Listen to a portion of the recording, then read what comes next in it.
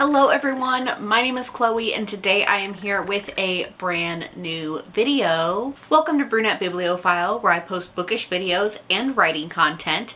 Today I'm here to talk about the best and worst books of 2022. I don't like calling it the worst books, so we'll just call it the least best.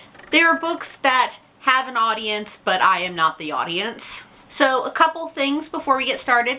First, these are books that are not necessarily published in 2022, but I happen to read in 2022. And the other thing is, I always feel like I need to do the disclaimer of, if a book that I did not like is your favorite book of all time, it is not a dig at you. It just was not for me. So we're actually going to start with the least best books because there's only 3. So the first book on the least best list is A River Enchanted by Rebecca Ross. This was a chance book for me from Book of the Month. I was taking a risk with this one, and I think I knew I was taking a risk, but the synopsis sounded so interesting. This one ended up as a 2-star for me. I think the story was kind of all over the place. We are following a central plot, I guess, but everything else was just kind of bouncing all around. We were bouncing around a ton of different perspectives and it was just too much. I think the synopsis makes it sound better than it actually was for me. The next one on the least best is The Sound of Stars by Alicia Dow. Now this was actually a book club pick for the BookTube chicks, so I probably would not have picked it up if it wasn't for book club. This one isn't necessarily the plot was all over the place, but it was more of like, am I really reading this? So the tagline on the front of the cover says, "Can their love of books and pop music save the world?" I was already questioning just based off of that tagline. And throughout the book, there were just a lot of different lines or dialogue that were just weird in the context of the scene. I'm going to link our live show in the description below. That way you can get more of my thoughts more freshly from when I read the book, but this one was just not for me. And then the last one on the least best is Dorothy Must Die by Danielle Page. I was surprised that I hadn't read this book, considering I love retellings, and this one has been out for a while.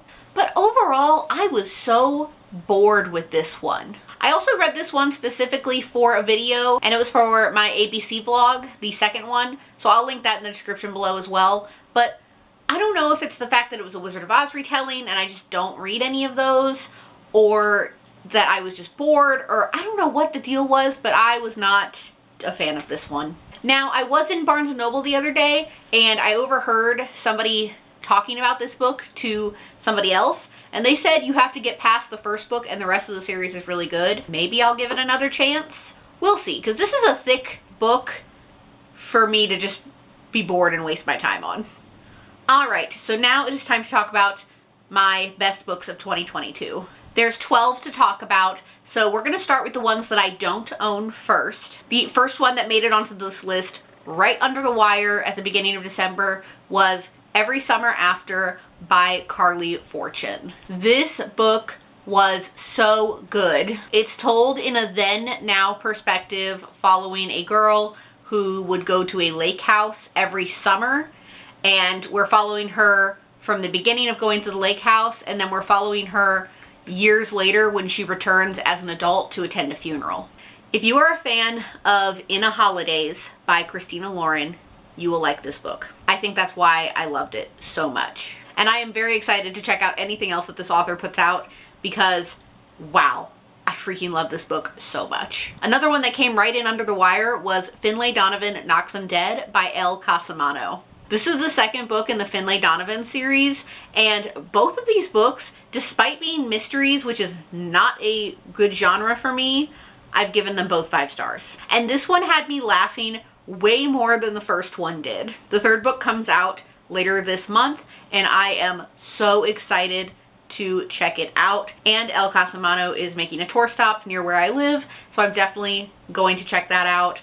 I am so excited. If you like mystery, but you also like laughing and like hilarious like sidekick like characters, definitely check out this series. This one has been my favorite in the series so far, and I definitely think with some of the reveals that we had in this book, we're gonna have a crazy third book. And this next one that I don't own is Desperate Measures by Katie Robert. Katie Robert has just come into my life this year, and I am starting to read so many different books from her, and I am loving it. This is the first book in the Wicked Villains series, and I've only read 2 books in this series so far, but this is basically Disney smut, and it is amazing. And for somebody who is not a big fan of the Aladdin movies, I really liked this book. And keeping right on theme with Katie Robert, I also have Neon Gods on this list. Is this the best book out there? No. Does it have flaws? Yes. Did I find any reason to give it less than 5 stars? No. I don't know what it is about Katie Robert books that I just really, really love. I've only had one thing from her that I didn't really care for, and it was a short story, but everything else I've really enjoyed. And this series, I'm working on it, but I just love the Greek gods stories, the retellings. I get it, Hades and Persephone is overdone. I literally don't care. So excited to read more from Katie Robert. Next we have The Dead Romantics by Ashley Poston. I was so surprised by this book, but this book was also so heavily hyped. It was a Good Morning America pick. It was a whole bunch of things, and it was amazing.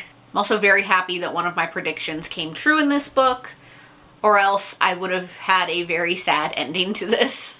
I really like books centered around writers. I've discovered that this year. This is centered around a ghostwriter whose family also owns a funeral home, and she is going back to her hometown for her father's funeral, and her editor shows up as a ghost on her doorstep. I forgot to mention that she can see ghosts. Next is Love on the Brain by Allie Hazelwood. Allie Hazelwood is just an all-around auto-buy author for me. I freaking love her books. I mean, we all know that I love The Love Hypothesis. I have 4 copies.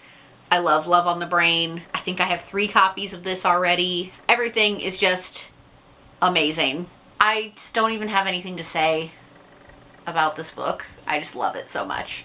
Next, I have Part of Your World by Abby Jimenez. So I definitely think for me, Abby Jimenez peaked at the first book I read from her, which was The Friend Zone, one of my favorite books.